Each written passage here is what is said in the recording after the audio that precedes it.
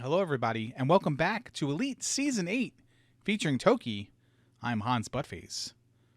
Tonight, we conclude week number 3 and find out who makes it to next week's bracket round. We already saw race number 1 from Group Silly Rabbit on Friday night. Europsilus bested Random Effect in that race. Going into this race between Link Sevens and Edgestream, if Link Sevens wins, he'll be the number 2 seed in Group Silly Rabbit.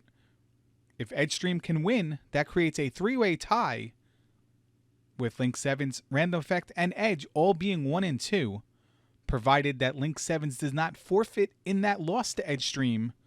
The number 2 seed will be determined by the person with the best average time for their 3 group stage games. For the call of the Link Sevens versus Edgestream race, let's go down to Big Reginald Esports Jackson. Hello, everybody, and welcome back. It's your boy, Reginald Esports Jackson. And this is the second race in Group Silly Rabbit for week number 3. And they're off. So as you know already, the winner of this race puts themselves in a position to make the playoff round. If Link wins, he's in outright. But if Edge wins, then he has a possibility of making the bracket round based on the average score tiebreaker, which also Link Sevens, if he loses, has the chance to make it as well. Both players have to beat a 15:05 and have to have the lowest average time in the group. So their time during this race will matter. If Edgestream beats Link Sevens, we'll see if that happens. We're at 50 seconds into this race. I am Reginald Esports Jackson for Elite Season 8. Link Sevens has a little bit of a lead right now. Going into this race, Edgestream was 0-2, and Link Sevens was 1-1. Link Sevens beat Random Effect, which is why if Link Sevens wins, he'll make it into the bracket round.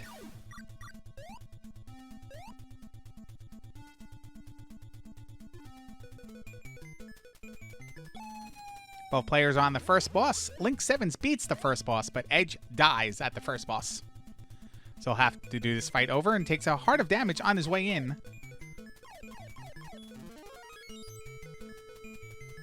Grabs the first point-based 1-up of the race. We should have stats to see how many players got 1-ups during the course of the season. I hope somebody can take care of that for us.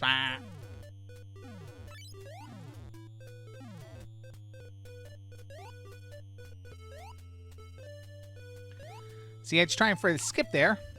He doesn't get either of them. He's going to have to go the long way. Meanwhile, Link Sevens is swimming towards the sub-boss of Stage 2.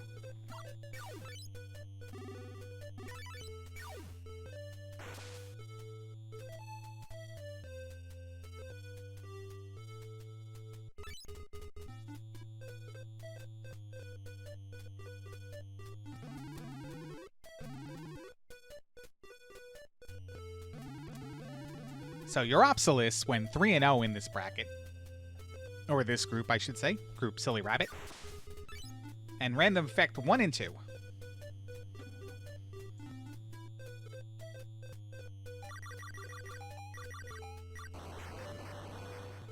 Good fight there by Edge. Now Link is at the boss. Let's see how he does.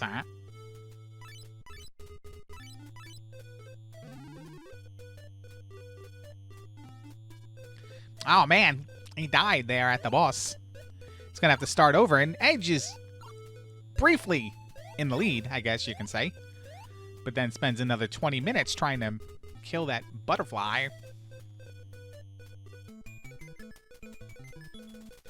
But simultaneous boss fights here. Nobody's going to one-cycle it. And Link gets done first, followed by Edge. Edge has more points and an extra life. He does miss the goodie bag as it opens up.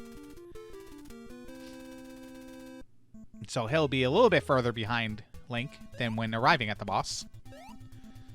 Now we're on to stage 3.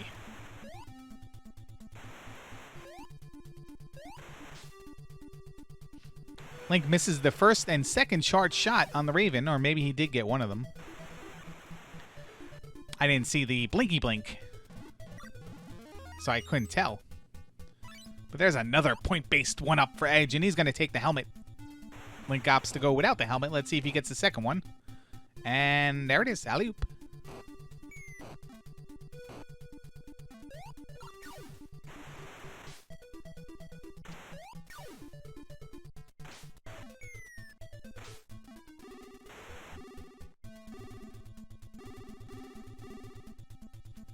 On the way to the second bird, Link Sevens has the helmet. Let's see if he does a fast kill here.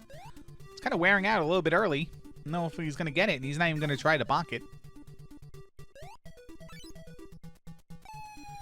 Oh, Edge kills the pinwheel. And it disappeared, so he couldn't bounce on it a second time and falls into the lava.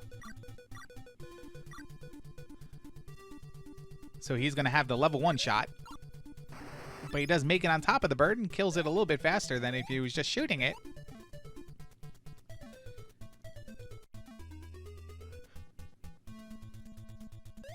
Death there by Link Sevens. And one-up grab by Edge.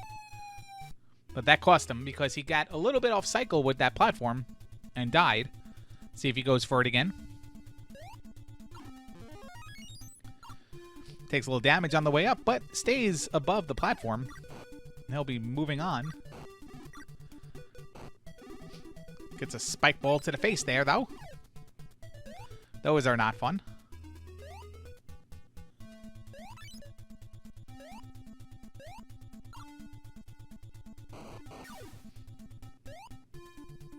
And speaking of, like, spike balls, there was this one time I was playing softball in school. And as the kids were playing, one guy named Jim was up at bat. And the guy Tony was pitching to him, right? And I was in left field. So as they were pitching, I turned around and I started picking, like, 4-leaf clovers on the ground. But I went a little bit too far into the woods. And I got those, like, sticky balls on my sweatpants. And some of them kind of stayed on my sweatpants. I couldn't get them off. I don't remember who won that game, though.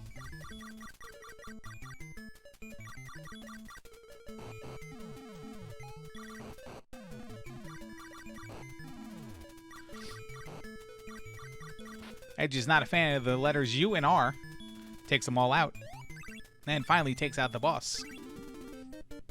Link Sevens is in a position here to set up that skip with the death. And there it is. And he did it. Well done.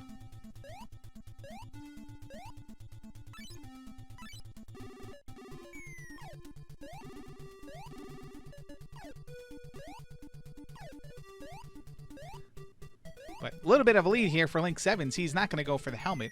Link Sevens has a little bit of an advantage over Edge Stream in this race. Toki was one of the Big 20 games, one of the seasons where Link was a participant in it. I don't know if it was full goal, complete the game, or beat a certain stage, but he certainly had practice with this game before we arrived at deciding that this game was going to be the Elite Season 8 game. And we are now 7 minutes and 40 seconds into the race. It is Edgestream versus Link Sevens. I'm Reginald E. Sports Jackson. And Link Sevens on the boss of the 4th stage. Jumps the husk and down it goes.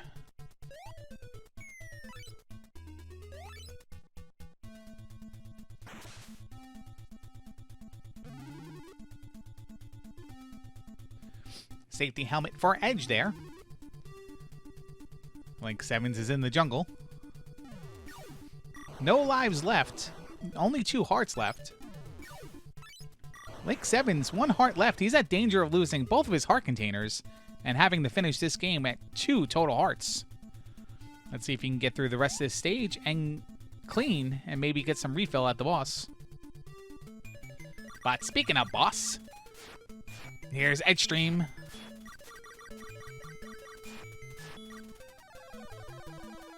Now, faster kill than Link Sevens there, so Edge is going to save some time. Another 1-up. and a heart refill. So he's going to have 4 lives and 3 hearts going into this jungle stage. While Link 7's has no more hearts left, or 1 heart left, and no more lives. But he's only 10,000 points away from a 1-up. So let's see if he farms some points here.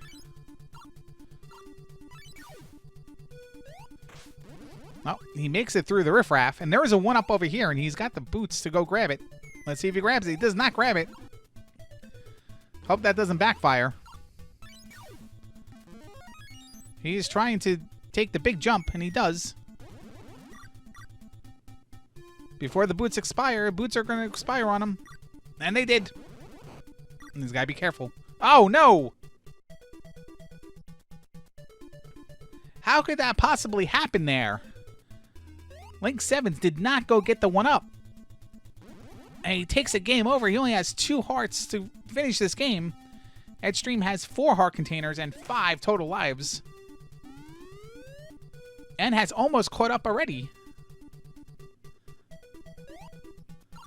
And there's a 6th life for Edgestream. Edgestream is playing the safety game. I would say he's not doing PB attempts, but I think any good finish is a PB for Edge. Ah.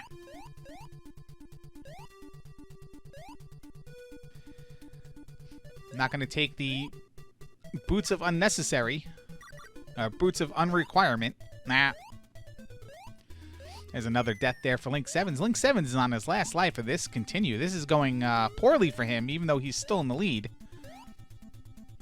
He might lose 2 credits here. As Edge is only 1 full screen away. A little bit more than that. He's going to take the health refill.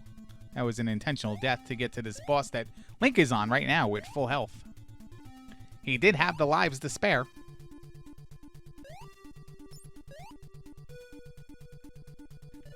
It's a little suboptimal mashing there from Link 7's, but he gets the job done eventually. See, Edge is firing shots a little bit faster. I'm being told by my producer to call this guy Antonio Alfonseca. I don't understand it. Maybe chat can help me out. What was that? I heard another 1-up sound. Another 1-up for Edgestream. Another credit used there for Link 7's. And Edgestream is virtually right behind, spooning Link 7's in this stage.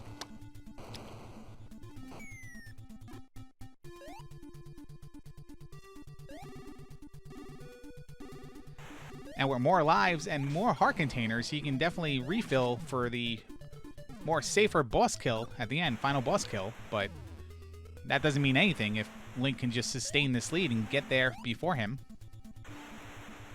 Down to 1 heart for Link. Edge goes top route. And again, top route.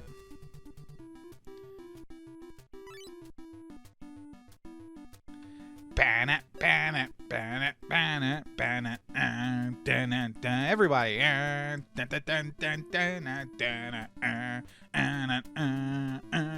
Oh, man. Got carried away again. Sorry about that.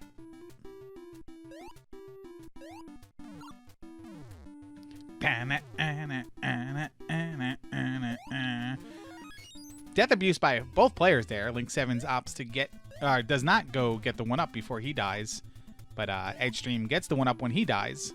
And Link 7's dies again because he lost a heart before he got to the cart. And Edgestream is in the lead. Lead change, and he's got full hearts. 4 heart containers, they're all full. And 5 lives left. See if you can pick the bird out of the air. Doesn't try for it. But he does get the power up. And Link fires a few shots. Misses the bird. Dodged. But Link was able to bounce up and get him. Alright. Gonna have simultaneous boss fights here. No pressure on Edgestream.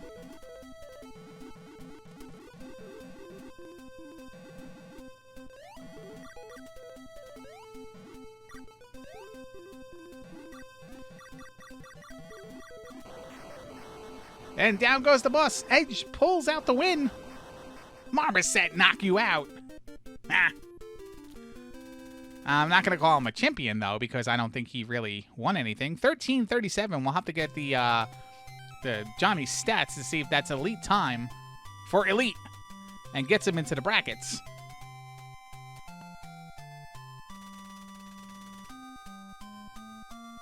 I'm being told that Edge's time is not good enough to beat Random Effect's average time of 15:05. Link 7's down's the final boss, and the target is... No, 14:09 there for Link. This might be too close to call for yours truly. I think we're going to have to go on early to Hans Buttface and see who won. Edgestream, Link 7's, and Random Effect, all 1 and 2. Average time, the best of the 3, is going to determine who goes on to the bracket round. Let's find out. Hey, Hans. The people have to know.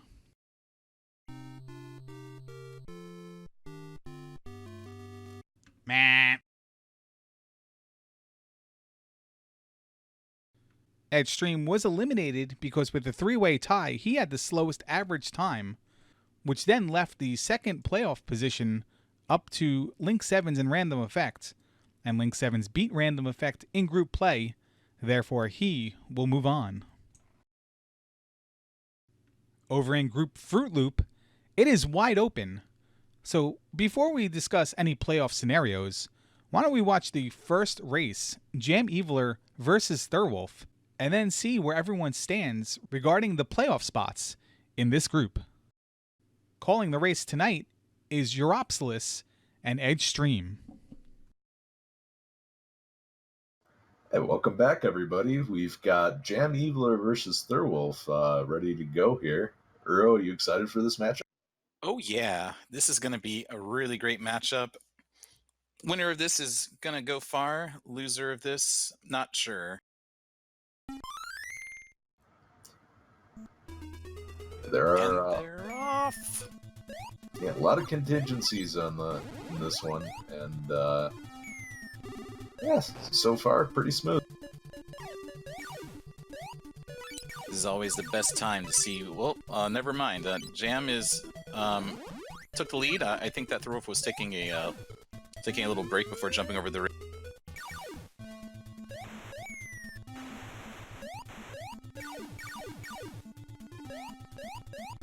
Yeah, that flying cloud of, I don't know what the heck those are, but that caused Thurwolf to lose a little bit of time, but both of them still on full health before coming to this jump, which is pretty important. You might could say that Thurwolf lost some steam there. Jam taking it very carefully up this vine. I hate this vine so much. It's a great place to die. Is there a good vine in this game? No, there's really not a good vine. Like, every single vine in this game is complete garbage.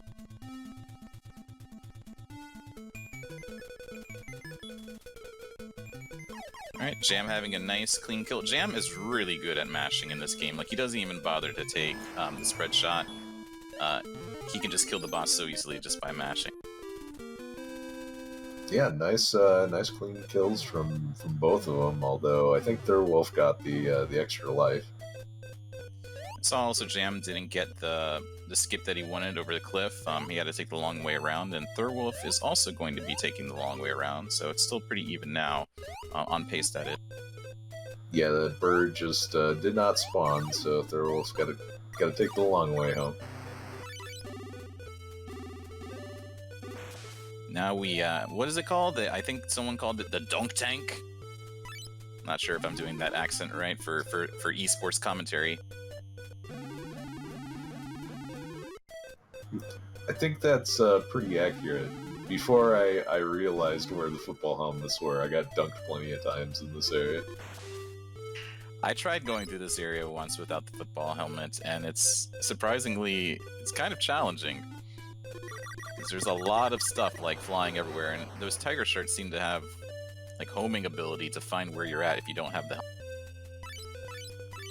Yeah, the damn DVD logo sharks, and oh, Jam takes a death, but He's right next to the checkpoint, so he's not going to lose too much time.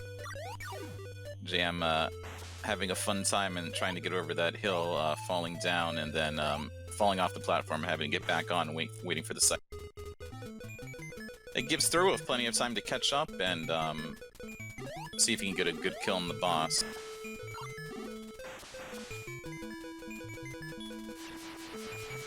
Yeah, Thurwolf gets the one cycle, so it gains a little bit of time there.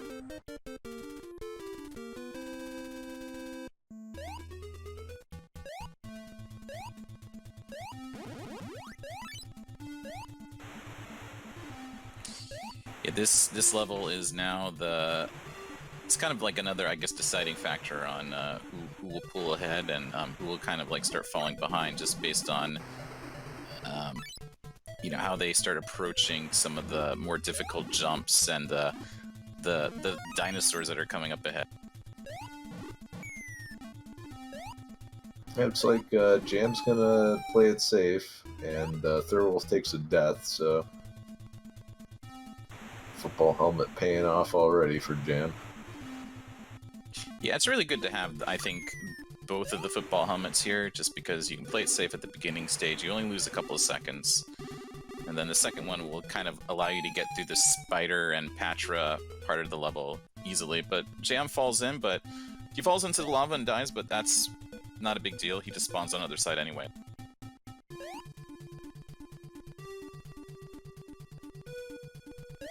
Nice bouncing to grab the key from the Firebird there.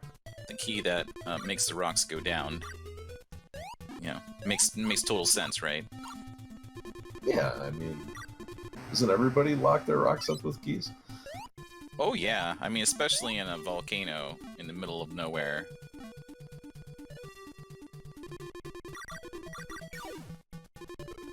I mean, I'm surprised the key wasn't under the rock, though. Isn't that like the typical burglar thing? You check that first.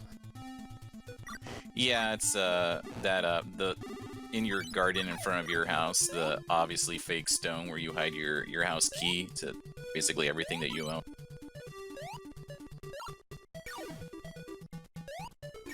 Yeah, the horrendously fake plastic stone that says "Live, Love, Laugh" engraved on it. Some crap like that. Live, eat, love. Meanwhile, Jam is going real deep on Nutsack Boss, and he does get the really quick kill, thanks to that very fast mashing. Yeah, didn't even see a burp, just took it to him. You know, I think that there's some rocks that say "Eat, Live, Toki." I know that some people are into that. Those are the worst rocks. Jam heading towards the skip that's allowing him to, I don't know how you say it, go through the bottom of the level. He's gonna get a skip. Yeah, taking the damage to set it up too, so it's coming. Meanwhile, Thurwolf is trailing a little bit more behind. He'll definitely need to get this skip here if he wants to keep pace of.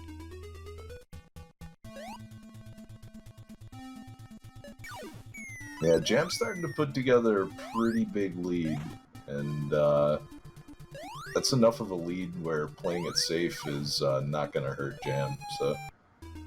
Yeah, Thurwolf does take a lot of time trying to get the skip, and he does accomplish it. Also, Jam is still playing it safe. He gets the helmet. This area is also very difficult to go through without the helmet, because you can at least take 1 heart of damage from projectiles or fish or things like that.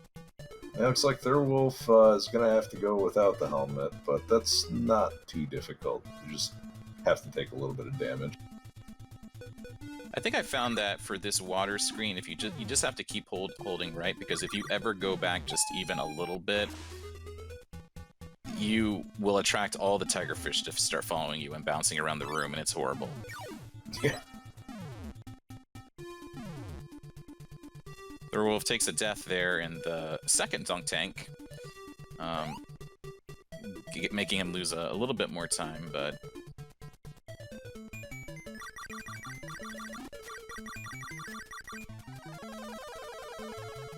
Wow, very, very quick kills from both of them, though.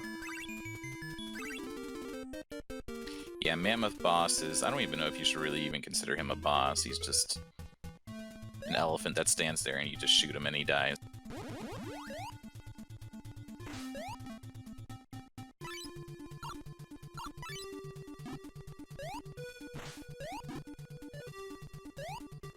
I think Thurwolf is probably feeling the pressure here. I see him just kind of trying to damage boost through everything. But taking a death in the jungle is very, very, very bad. Seeing how many seconds it will put you behind the spawn. Yeah, some of the worst checkpoints in the game are in this level, and Thurwolf is pretty healthy on lives after hitting the 100k mark.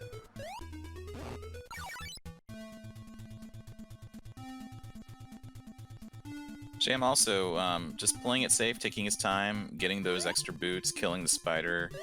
No rush, just trying to make it through this area safe without dying.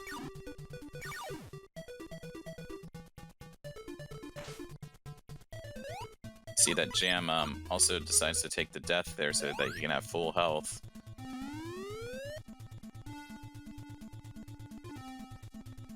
Yeah, it'll definitely make the first part of the palace a lot easier to go in there with full health. Yeah, and I think it's definitely a racer's choice if they want to die at the palace or if they want to die right here at this boss. I don't know if anyone has a nickname for the boss. He has arms and hands, or he has hands and feet, and then he's just nothing. I don't know. I don't think we ever made up a name for him. Maybe Arm and Hammer guy or something, I guess. There's no arms, it's just hands. Yeah, I'm trying to think of something. I mean, we've been doing things like, you know, Toucan Sam. Oh, excuse me, Group Fruit Loops. You know, we're marketing Elite now, so I was trying to think of the best thing that we could market, you know, that boss with. So it has to be Arm and Hammer.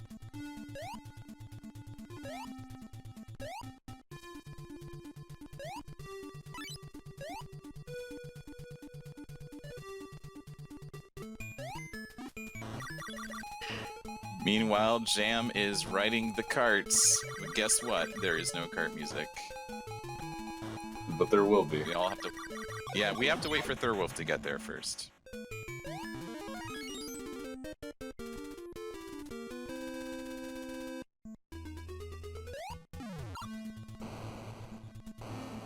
So it's looking like Jam has a very solid lead right now going towards the boss. He has 3 hearts.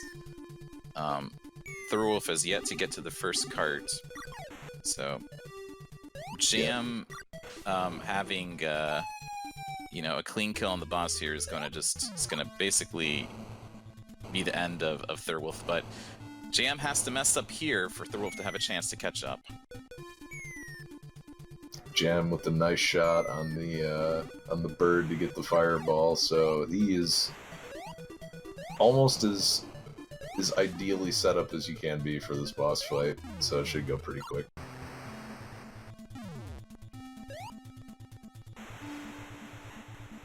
I often wonder when, you know, when you're doing the first part of the boss, and you see that like little spinny thing come out. I wonder if Zelda 1 people think it's like the wooden boomerang.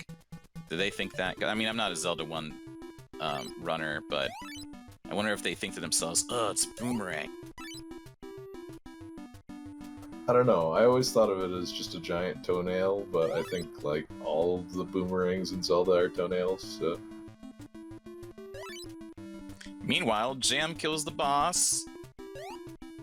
Yeah, And it was a close one, almost took the backhand.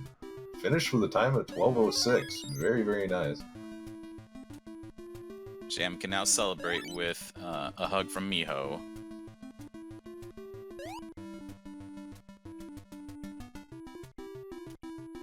Meanwhile, Thurwolf is dancing on the cart, waiting to get to the boss.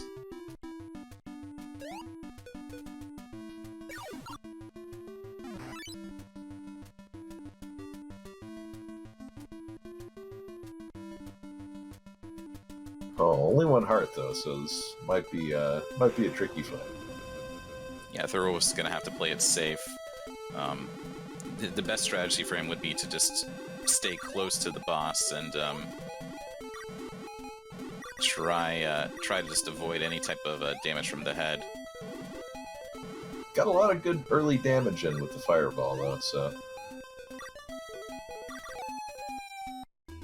Oh, takes the backhand, though.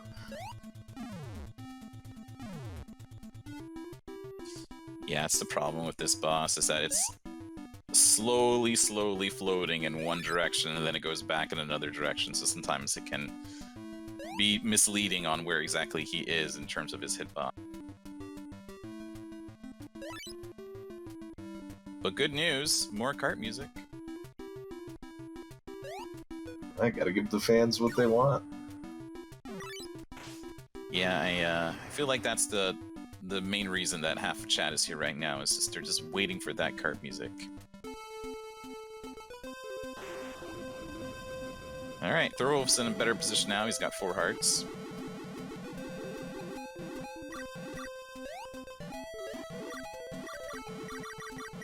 Yeah, he can just sit in there and chuck fireballs now. That's exactly what he's doing. Alright, he almost buys the farm there. He played it safe there at the very last minute, but he makes it with a Melvin Hat time of 14:18. There's a nice shade of purple on that Melvin hat, though. Made in the USA, 100% cardboard, Sparkle Melvin, Melvin letters. Yeah, the attention to detail is something else. One size fits all. Limited time only. Yeah, if you call now, they'll throw a nail back in for free. Must supply your own staples for Melvin Hat.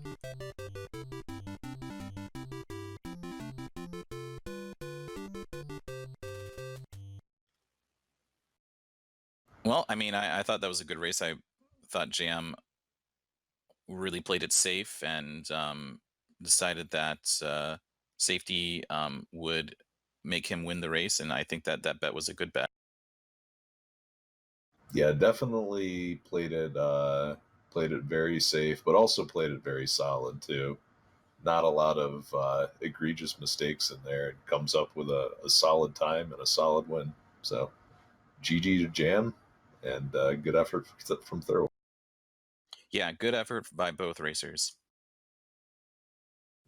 Things aren't that much clearer after that race. Simply put, if Dark Magician beats Zarnax, then Dark Magician will move on to 3-0, earn the number 1 seed, and Jam Evil will be the number 2 seed.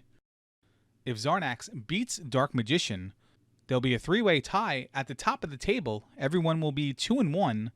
They'll all have a 1-1 record against each other. The person with the highest average race time, provided there is no forfeit, will get eliminated. And then the seeding for the playoffs will be decided on the head-to-head result between the 2 players that are left. Let's get on back to Euro and Edge for the Dark Magician versus Zarnax race. And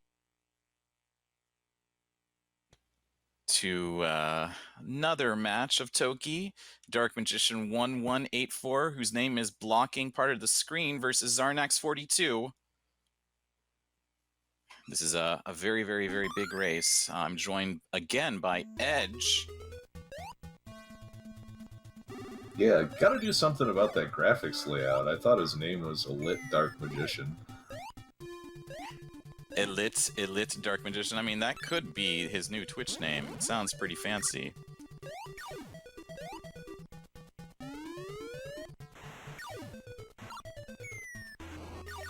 Meanwhile, Toki's going on.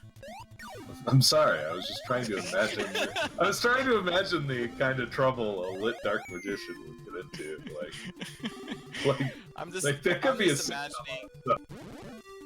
I'm just imagining him, you know, changing his profile picture to some type of, you know, electrified Dark Magician Yu-Gi-Oh card. You know, making the new hot Twitch profile. Or just inebriated, either one. Oof. Takes a death there, though, and Zarnax making through it clean.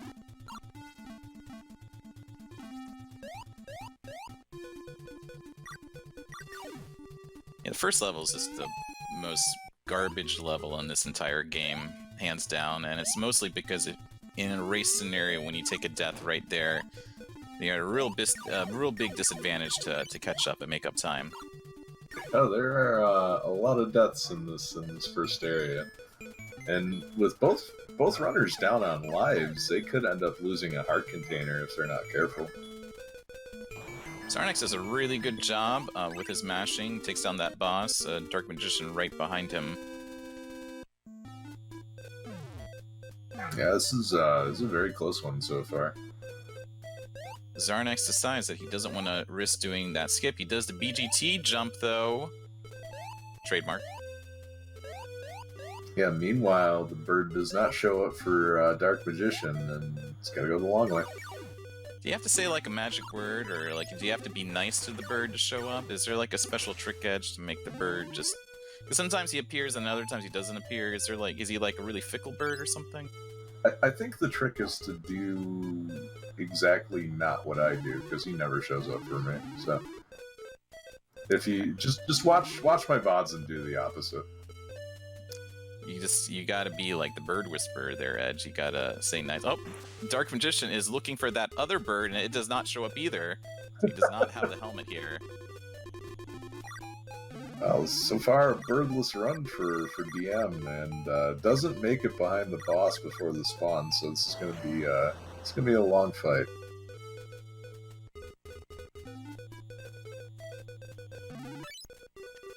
Zarnax makes it on that platform. He does have the ability to go to the right edge, but he decides to turn left for some reason. And then, well, that's a game over, but that's fine because he doesn't have any heart containers yet. Yeah, I wonder if he planned it like that. Just take a couple of deaths when you're right on top of a checkpoint and refill on lives. Yeah, that probably was his intention, was just get all your lives back, restart, and then get the heart container.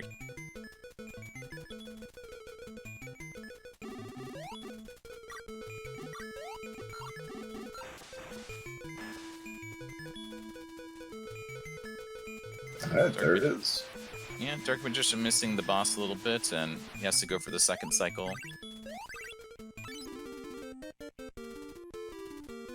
Zarnax slowly extending his lead here. Jump onto the moving platform terrifies me. But both runners doing a pretty good job of it. Yeah, level 3 is a fun level for if you're a person that enjoys hard jumps and tricks and things like that. Especially in Toki. Alright, it's Zarnax with the football helmet, so next sequence should be pretty safe, barring some lava. Ooh, Zarnax decides to do a leap of faith there and is not rewarded.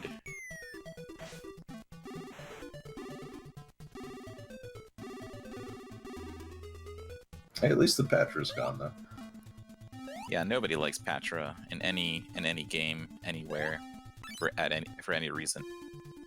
And Zarnax with the spread shot lands a few shots on this Firebird there, and let's get those rocks out of the way.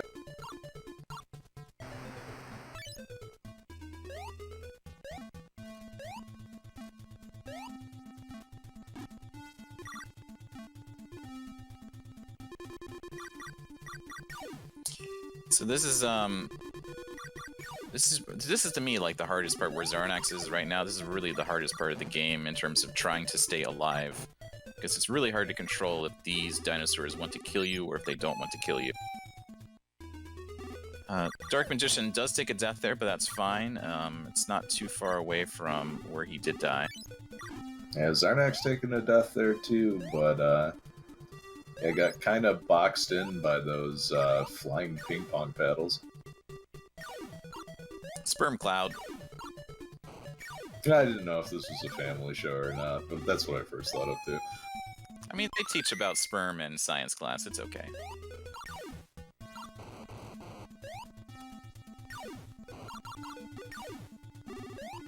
Meanwhile, Zarnax42 battles Anatomy Boss, family friendly. It was a pretty impressive sack depth there. Not even a burp out coming out. He was pretty deep in there with almost penetrate. Balls deep, huh? Dark Magician doing some headbanging while fighting the boss. Yeah, only one burp. Still a good run. Dark Magician, though, gets 20 coins, getting him very close to 30 more coins. He'll be able to get an extra life. Have you ever gotten the extra life off of coins in any run? When I first played the game and I was just kind of just playing around casually, yeah, I mean, I would collect all the coins, and I think I would be able to get 50 coins, and that's mostly just shooting all the sperm clouds and collecting it from them. But when you're like racing, there's no way that you're ever gonna have enough time to collect an additional 30 coins or anything close to 50. Yeah, why do those things drop just nothing but coins? This is a clone of the arcade game, and I don't even know what they were thinking about when they were making the arcade. What were they thinking when they made this game? Why did they make this game?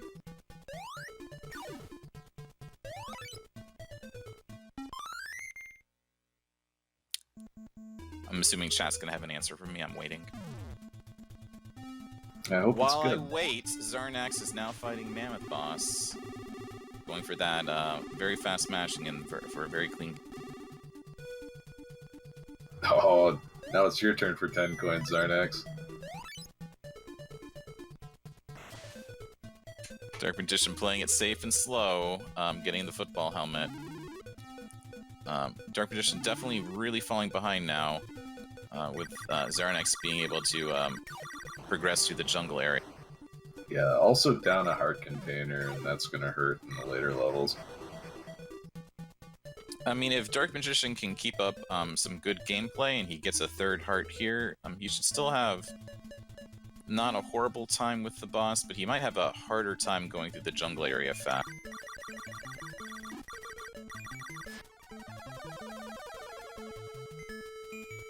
Speaking of health, Zarnax42 only has one heart going towards the Vine Gauntlet.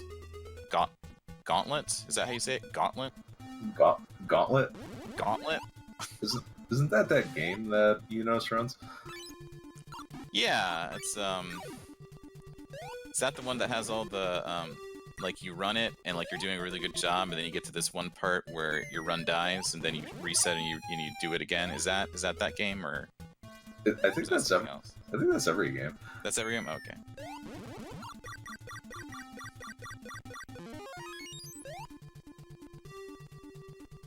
I think that's every game except for Yoshi, because I think Yoshi, it's just you reset. Like, the reset is baked into the run.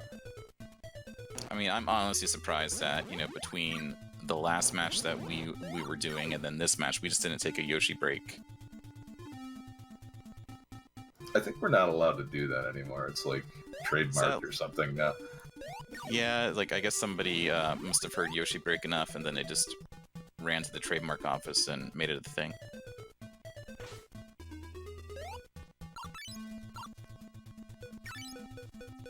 Meanwhile, Dark Magician is dancing in the air trying to get up. Zarnax42 having no problems killing, what was that boss name again? It was, oh, I don't remember. Forgettable boss? Hands forgettable boss? Fernando? Yeah, someone said Fernando. Nah, I forget.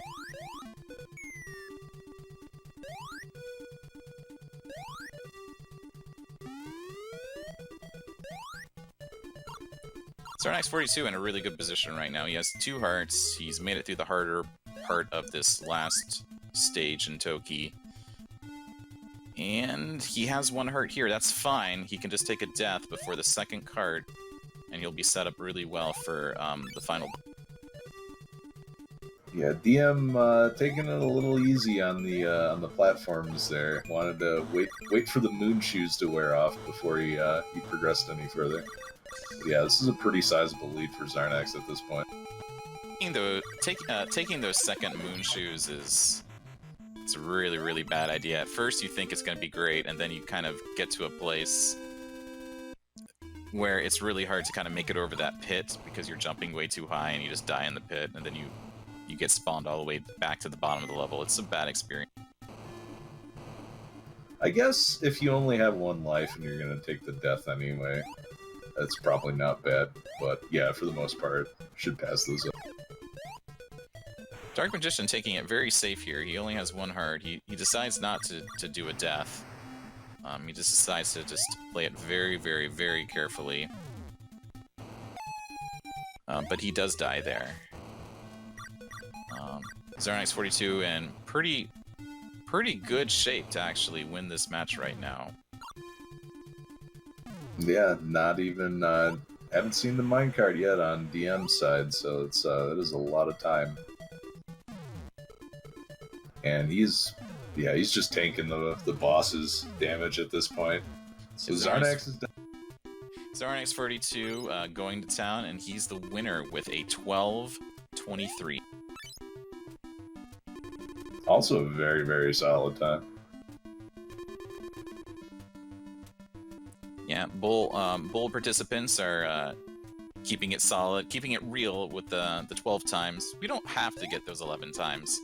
You know, we're not so competitive or so professional enough that we feel like we have to push that hard for 11 times. We feel 12 is just good. I mean, there's some people in the bowl that think 13 or 14 is good enough, but they're not going to be around very much longer. You know, there's one guy that got like a time of, what was it, like 26 minutes, and you know, that's good enough too.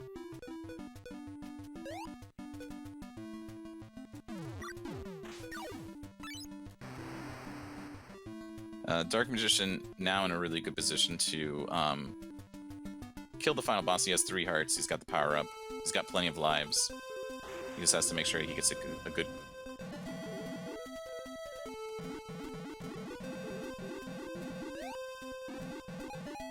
Oh, he gets hit by one of the boomerangs. Now he's playing it safe right now, he can't get close enough.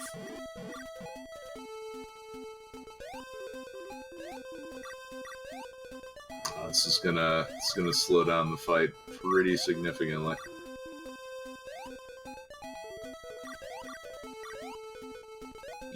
Yeah, I do see a lot of racers when they're kind of down on hearts, they'll just hug the left wall. But you're just setting yourself up for getting locked in the corner when the head goes at that perfect angle where you can't escape jumping away from. Yeah, I think you need to move up a lot to bait the head into, I don't know, kind of missing you just short. There's also something weird about shooting diagonally in this game. Like, I feel like shooting diagonally is somehow faster, but that's just, you know, more of like a feeling, like, because when you're shooting diagonally for the heart, it feels a lot better than just shooting up, but I don't know.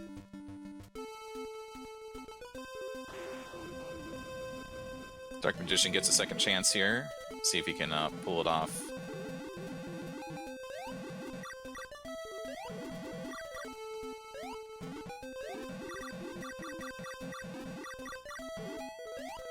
That was some good damage there, and then he knows that he just doesn't have enough health to just stay in there, so he backs off. Now, that was a really good kill by Dark Magician. Yeah, that was very, very good. And he finishes with a 15-19. And I think that is just short of what he needed to move on.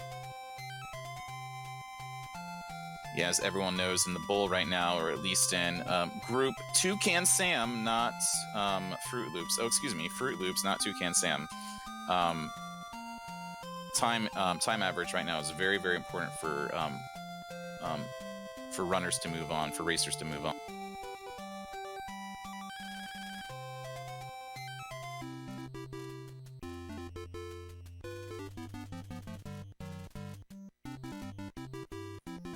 But it doesn't really matter what time you get, because you still get a Melvin hat.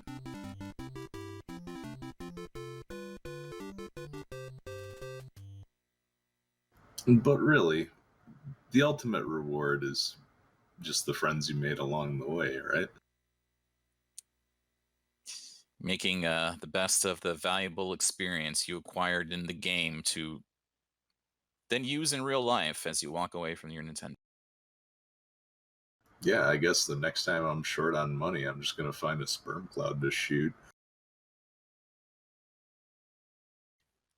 That's some good advice right there. That's some really good advice. Well, I think we're done here. Do you want to add anything else, Edge? Maybe some more life advice that you can give us all before we leave? No, I think I'm good. All right, back to you, Hans. And just like that, Dark Magician is out of the playoffs and into the relegation race, and Zarnax 42 takes the number 2 seed. The three-way tie, Dark Magician was eliminated based on the highest average time, his 13:32. In fact, he needed a 14:55 during that race after he lost to have a better average time than Zarnax. He was 24 seconds too slow. Jam beat Zarnax in group play, therefore Jam gets the tiebreaker on Zarnax and the number 1 seed in Group Fruit Loop. In Group Jungle, Yunos has a solid lead at 2-0, but he is playing Buzz Thunder. If Buzz Thunder can win, that will greatly help his playoff chances, but he's not quite out of it if he does lose. Let's head on over to Armageddon Time in Nirm to find out the result of this race, and then recap the group when it's over. Hello, ladies and gentlemen. I am joined by Armageddon Time. We are here to bring you the group Tokyo Cyber Squad BUZZ Top 100 against UNOS XX. Hello. Yeah, this is Armageddon Time here with Nirm, the other half of this unbelievably amazing commentary duo. But speaking of unbelievably amazing, yes, we are here in the upper deck with 2 very skilled players, and we've already got ourselves a match. Yep, definitely an important match here. Buzz Thunder will need to win in order to have any hope of progressing onward, and even if he does win, he still might not make it. And then I believe Yunos has already solidified his playoff position, if I'm not mistaken. Sounds like you've been paying a little more attention than I have, which is pretty good. At least one of us is doing their job correctly here. We almost have identical plays going on here. You think they've been watching each other? I think once you speedrun a game enough, it all looks the same all the time. So we'll see how it goes. Yeah, I mean, I don't even see Toki anymore. All I see is blonde, brunette, redhead. And Buzz Thunder taking an early death there. Yunos going to be out to a short lead. As he's through the first boss. Another death by Buzz Thunder. He missed jumping on the butterfly. That's rough. Butterfly, more like Butterfingers, but luckily it's not too much of a hindrance. That I spoke too soon. We already have a continue on Buzz's side. Yeah, that's definitely not how you want to start a race. I wonder what level of frustration Buzz Thunder is at now, having died 3 times to the same butterfly. Seems like he's getting himself into a Toki panic. Hope he doesn't have the jitters. Hey.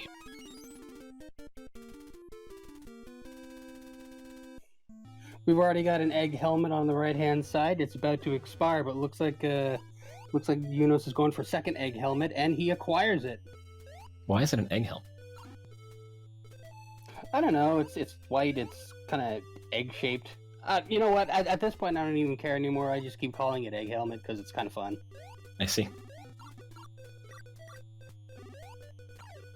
Buzz Thunder not having a good time with it. Misses the helmet. Did not get the bird to spawn to get the skip, so he's got his work cut out for him. And Yunos, as far as I can tell, not making too many mistakes, if any at all. He's just cruising right along, out to a pretty significant lead here. still early in the race, though. I mean, we're only into level 2 as Buzz takes yet another death. But like I said, still pretty early. Still got 4 other worlds to go, and yeah, we're already heading into the Fire Island here on the right-hand side.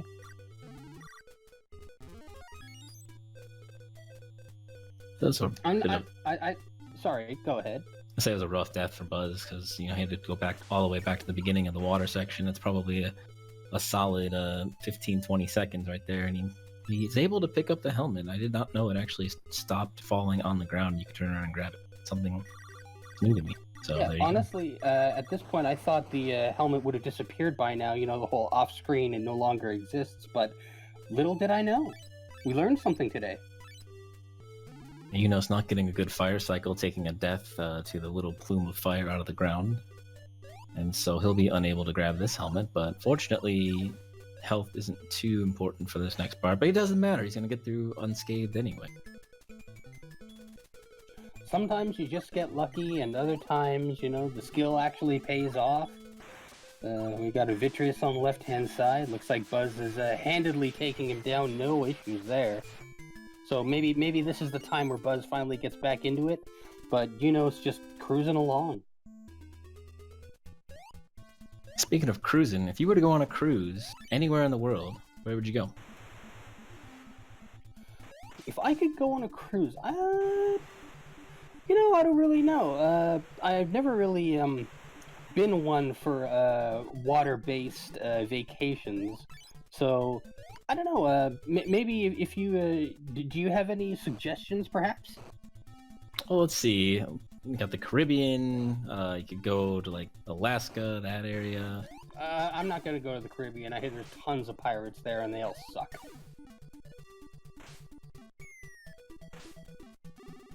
But I don't know. This section, despite like all of the flora and fauna that we see troubling Toki, seems like not that bad a place to potentially vacation. I don't know. Is there any place that looks similar to the Fire Island we see here? Fiji. All right. Well, you heard it first. Armageddon Time is going to be going to Fiji. Once he saves up all his millions of dollars. Munos actually took 2 deaths in the dragon section, the eggs and stuff, trying to get through as fast as possible. You can normally kind of finagle your way through there, but not this time. Munos struggling, and now he's up against the stomach, or whatever the heck that is. I'm sure it has a proper name, but it likes to burp, it likes to belch, but what it doesn't like to do is die. Unfortunately, Munos had to go and take its life, as we're now into the icebox.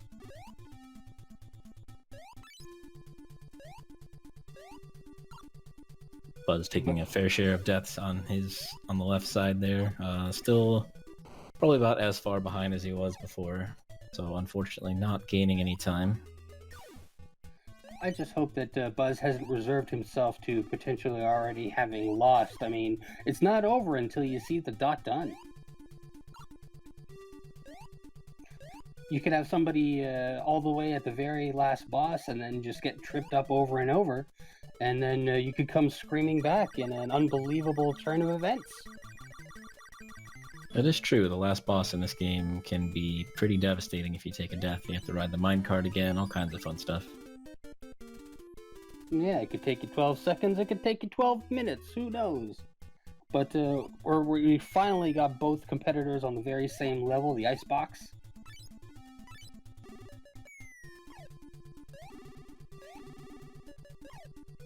It's able to grab that power up without too much trouble. You can kind of sneak past these shots there, and that'll help make the mammoth fight up here a little bit easier. Spoilers. I don't really consider it a spoiler if it's about to happen in 2.3 seconds. But I can see why you might want to be a little reserved by that, having a giant jade mammoth coming at you. Let's see if Buzz gets the skip, and he does. Yep, pretty well executed, especially for only having 1 health. Didn't get hit by the demon on his way up, so really played.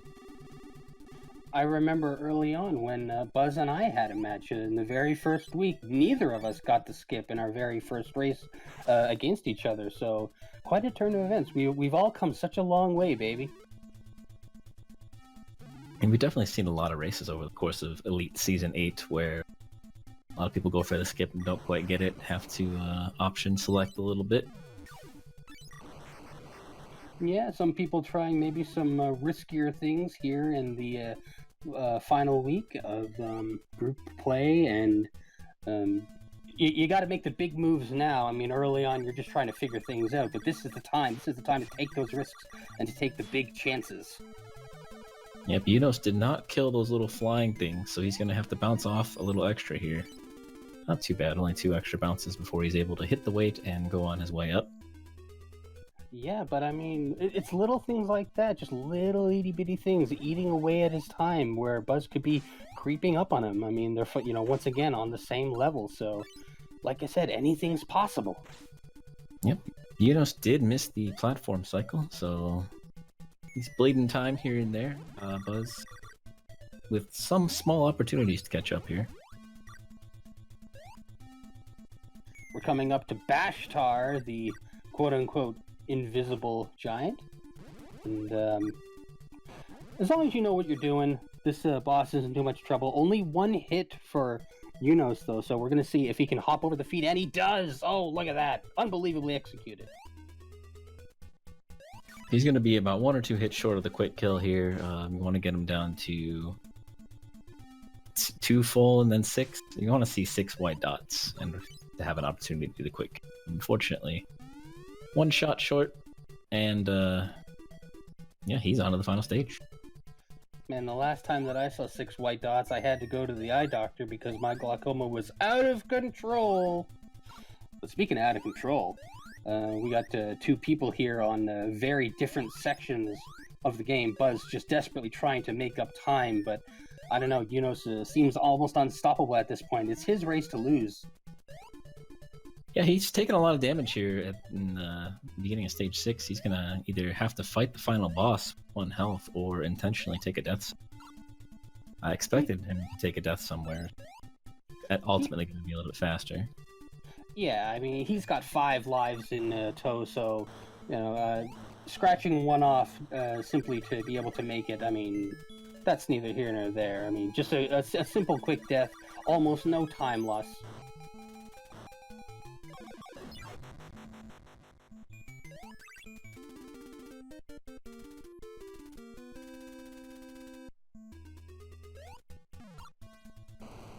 There it is. Yep, we see the intentional death. We'd like to, at least we'd like to think it's intentional. That was definitely. Come on, man.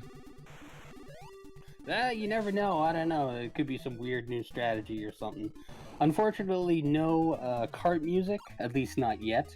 Buzz making his way towards the carts, though, seeming to have no trouble with stage 6 thus far.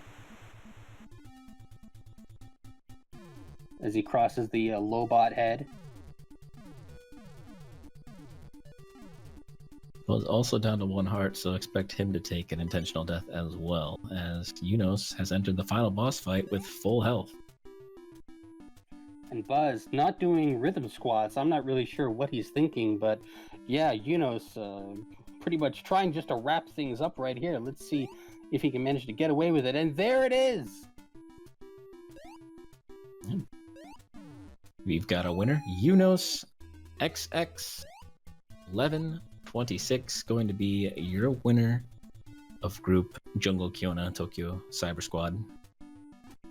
There we go. GG to Unos XX, Unos GG more like, with 1126. Not that bad.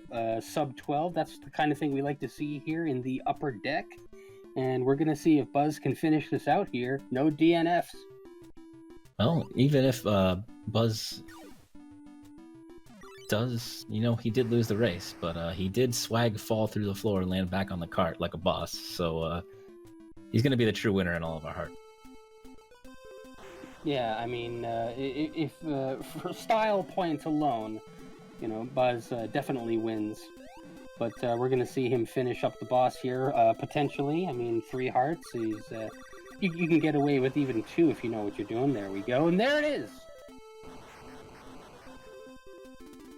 Bit of an unfortunate stage 1 for Buzz. He's going to finish up at 12 minutes and 32 seconds, and he will take the loss. Now, his play... Actually, I misspoke earlier on. His playoff scenarios are not over. If Armageddon Time happens to lose to D-Pad Danny, all 3 individuals will be tied at 1 and 2. And then the best average time of those 3 would be the one who progresses to the playoffs. The other 2 would be in the relegation race. And that's why I say to the very end, anything is still possible. Unfortunately today, though, Buzz, your hat does say Melvin, so you'll get to walk away with one of those lovely pointy things. And with a time of 12:32, don't hang your head too low, because it's not over yet. Indeed it is not. Let's send it back up to Hans Buttface. That's all the marbles. Like all the other groups, the path to the playoffs in this group is not easy. Yunos is going to take the number 1 seed going 3-0, but the race between Armageddon Time and D-Pad Danny will matter for all 3 players left in the group. If Armageddon Time wins, he's in.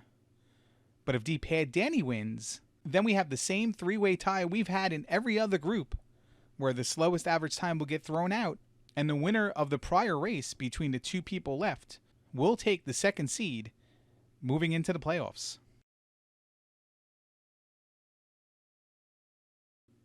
For this race, we're going to go quad box. Group Ungrateful Wrestler, who has no friends, has its playoff scenarios already set. Nirm versus Bentglass Tube, which is our main event, will decide who's the number 1 and number 2 seed. Coach Crab and Angry Larry, it doesn't matter. They're both going to the relegation race. And you're going to see that match with the Armageddon Time versus D-Pad Danny race right now.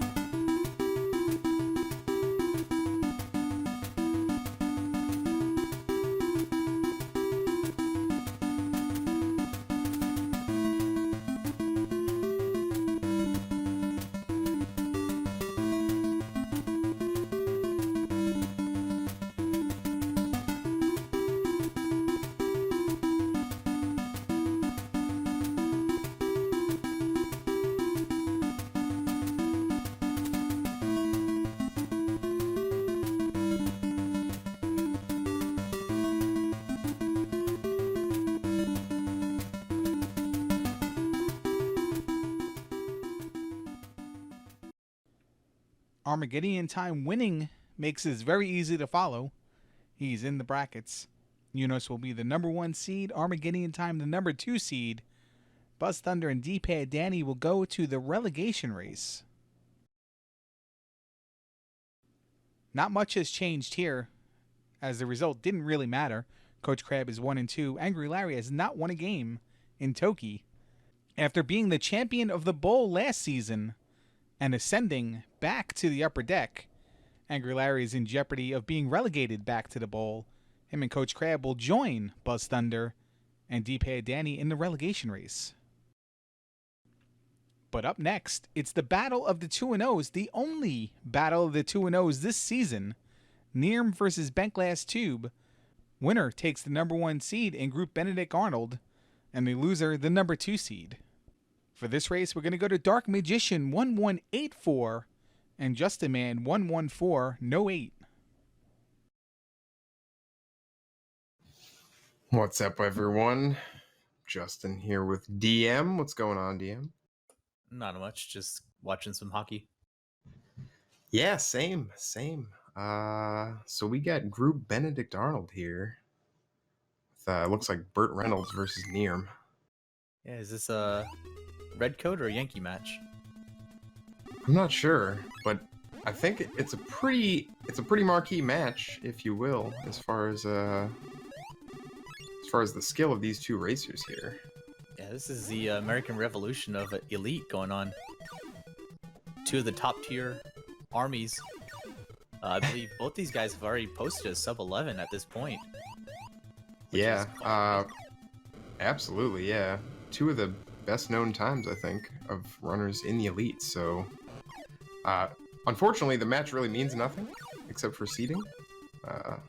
Both these racers already 2-0 and set to advance, so... I don't know. I think BGT's already won in my heart. Look at this capture. I mean, is this emulator? Crispy pickles.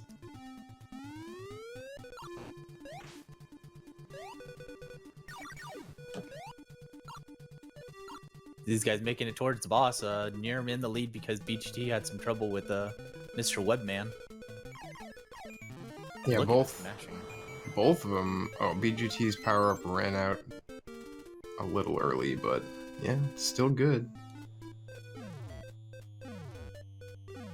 Yeah, time's going to be hard to judge because a lot of people start their timer late, I guess you would say. Or no, they started early. They start late. Because the starting on the different screen than you would in a normal run. Yeah, for races, I've just been starting my timer early, I guess, because it'll just mess up the first split, but you know, it is what it is. If I need to go back and look, I will. Nirm's having some trouble here at the beginning. He took an intentional death because being down to health, I think. Or maybe Yeah, I'm he not was sure. down to it. He actually got the shortcut, I think. He did. And then I think he and missed then, the moment, yeah. though he wanted it. Okay, yeah, because I saw BGT miss it. He was struggling to get over there himself, but he is now in the lead. Pretty significantly. We chalked this up, and both of them have been having trouble already. That's what happens. I mean, you go into a big race like this, both racers are probably trying a little bit too hard because they know their opponent is, you know, formidable, I guess. Yeah, absolutely. We got BGT taking out eyeballs and the buzzsaw. Yeah, nice kill there. So, is he Nirm, like the Marshmallow Man? Is he a spaceman? Is he just wearing a puffy jacket like it's winter? I mean, I just think of the Michelin Man every time, but I could see Spaceman too. It's just like an astronaut suit. It's probably what... I would assume that's probably actually what it's supposed to try to be or something. These bosses are just like so out there. They're just random, yeah. I don't know. What does that have anything to do with like the level he was just in? I get the golem. I don't understand the level it's golem necessarily, but I understand the idea behind having the golem as a an enemy to stop you, since it was a voodoo curse or whatever. but half these other ones just don't really make sense. Ooh, BGT. He actually might. I don't know if he did that on purpose or not. I don't think he did. Doesn't really lose much time, so no big deal. No, he won't be able to do the helmet kill, but he'll be able to hop on him 3 times. Oh, he's only going to have to do a couple times because he got a shot. And never mind. He did that completely unconventionally, but I guess it works out. Pretty close race again here. Yeah, Neo got to catch up because of that. He kept the helmet all the way through. Just now, I'm noticing there's a 1-up above those enemies there. I've never seen that when I'm actually playing. Like, who would actually go for that, though? I looks go for it quite suicidal. often. Really? Yeah, it's not hard. You just bounce off the. I don't know what do you call those enemies? I call them birds. Yeah, I guess they're birds. I don't really have names for most of these enemies, I don't think. These things look like little reptars from Rugrats. You know what I'm talking about. Nice. But, yeah, I don't know if I'd want to go for that 1-up. I would be afraid I'd just either take damage or fall in the lava while I'm going for it, so I don't know. So speaking of Reptar, was that your Nicktoon of choice? Rugrats? Dude, Rugrats and Doug were basically my childhood. Those two pretty much were the ones I watched the most. Of course, there were plenty of other Nicktoons that came out after that. I loved Nickelodeon as a kid, so that's kind of all I watched, or most of what I watched. But yeah, those two specifically, I think I probably liked Rugrats better than Doug, but yeah, great stuff. Yeah, I was a Disney kid. Yeah, I don't think when I was younger I had the Disney Channel until I was like maybe a teenager or something, so... Only stuff I got was the stuff on ABC, which is, I mean, it's still Disney, but... Yeah, okay. I did love like Looney Tunes as well when I was a kid, but that's... Syndicate. Oh, I guess Rugrats was kind of syndicated too at that point, but... Yeah, more or less. But these guys are taking their intentional death. Both of them get the setup just fine. BGT a little bit slow on the kill, on dying, but... Yeah, we're about maybe 5 or 6 seconds behind Nirm. BGT is.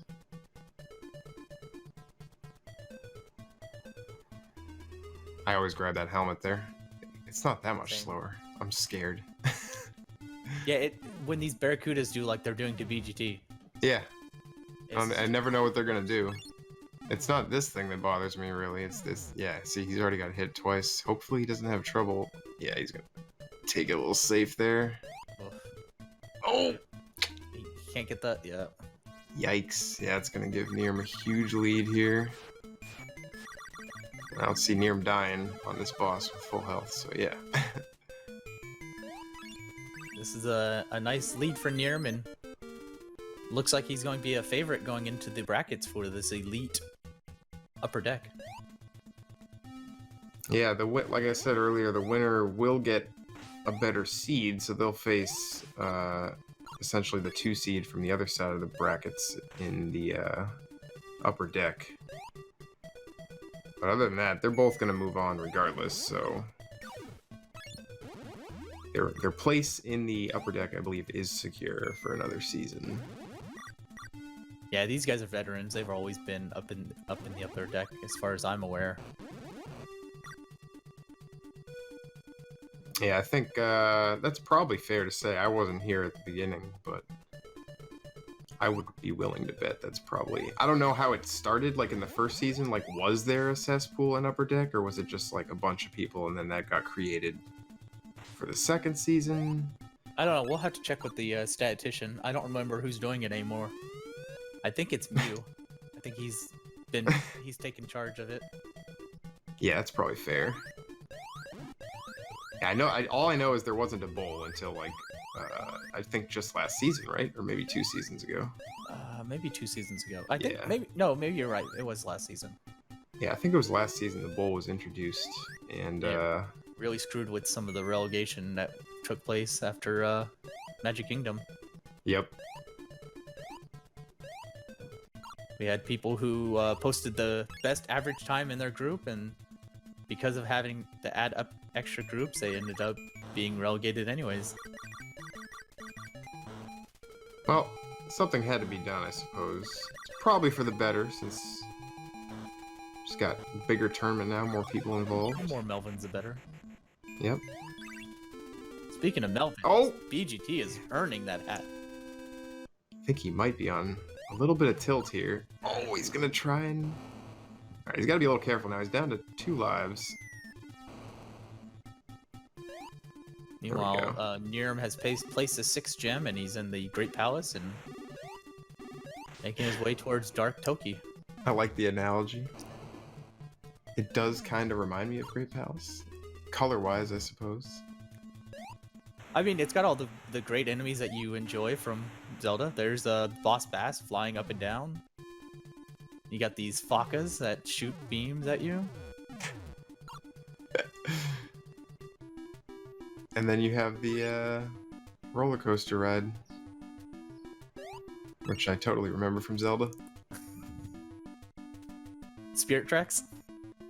Oh yeah, good call. I don't know, which which would you rather have? Sit around and listen to Wind Waker music for the next 6 hours, or Toki Kart music? Is that even a real question? Wind Waker music is amazing. What are we talking about here? I'd go with the Wind Waker music. I mean, it's like a no-brainer for me. That's the correct choice. Yeah. And here I mean, you see the I guess the kart between music, spots like, and not. I ripped the kart music a little bit, but it's not all that bad.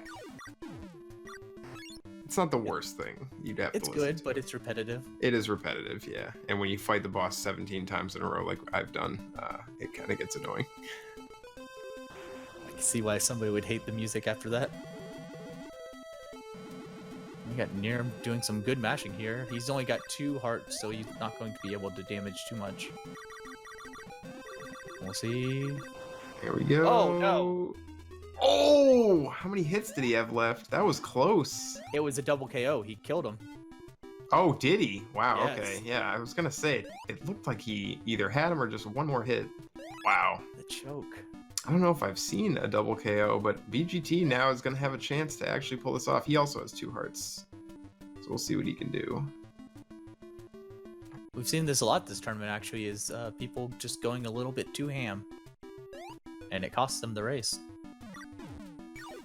This is I quite think the he's recovery. got this, though. Yep, there it goes. BGT with the comeback. 11:37. Successful in the Shrine of the Silver Monkey and Another good reference. the BK Knight. I approve. BK Knights? TK Knights? What are the shoes? LA Lights? No, it was something else. Oh, I know there were LA Lights. I had those when I was a kid. Those things were the It was the BK. BK. Yeah, BK shoes. Yeah, we're hearing that it's BK. And man, Nirm's still having trouble with this boss, and he's going into full Justin man. Yeah, better make sure you have all 4 hearts when you get there. And try not to miss, try to get at least one of those charge shots in. Are we going to have to change what BGTing is? Were you going to call it nearming? Maybe. At this point, I think he's earned that right. I like that word, nearming. That's like when you're watching the IRL channel. You get to watch some racing. IRL, I mean the race channels, not the actual in real life stuff. There we go. I think we have a different name for that.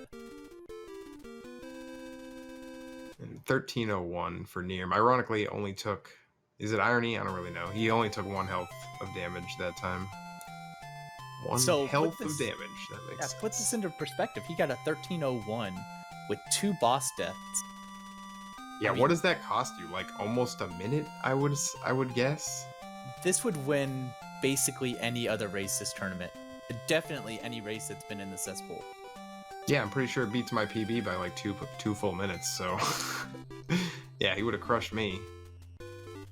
People in the upper deck, they put in the time, you know. That's why there's different levels here, you know. Absolutely. So it looks like this was definitely a red coat victory. Yeah, I'd say so.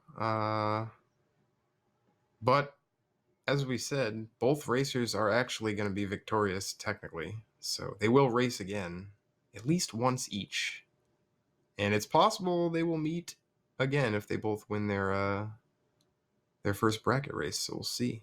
Yeah, they could See what meet in happens. the finals. So that could be quite interesting if Yeah, this could have Nerm been a has that sneak pace. preview. Well, anything else from you, Just? No, I think I'm gonna go watch some hockey. Yeah, go Blue Jackets. Yeah, all right. Well, screw you. I'll catch you later. Send it back up to Hans. And there you have it. Bent Glass Tube is going to win Group Benedict Arnold with a 3-0 record. Nierm unfortunately falls to 2-1, but he is still in the playoffs. And here is the full look at the first round of the brackets. In the Cesspool, Zyrak takes on Justaman 114, and BTs takes on Puke 7. Over in the bowl, Jam Evil versus Link, and Neuropsilis versus Zarnax. And in the upper deck, Bent Glass Tube versus Armageddon Time, and Unos versus Nierm. And you're going to see the first round of the Cesspool brackets this Friday at 10 p.m. during the Cesspool show. And then the brackets for the upper deck and the bowl on the main show, which will be Sunday at 9 p.m. Eastern. Hope you enjoyed group play. Plenty of action to come in the bracket round. I am Hans Buttface. Have a good one.